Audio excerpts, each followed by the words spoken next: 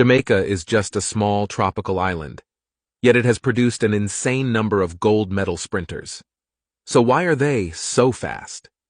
Well, it comes down to genetics, specifically something called the founder effect, the loss of genetic variation that occurs when a new population is established by a very small number of individuals from a larger population. You see, most Jamaicans are descended from a small group of West African tribesmen brought to the island as slaves.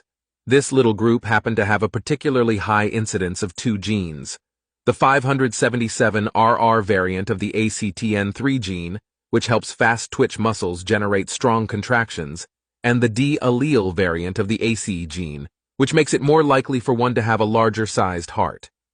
And since most Jamaicans are descended from this small population, you see an unusually high incidence of both genes in Jamaican people today.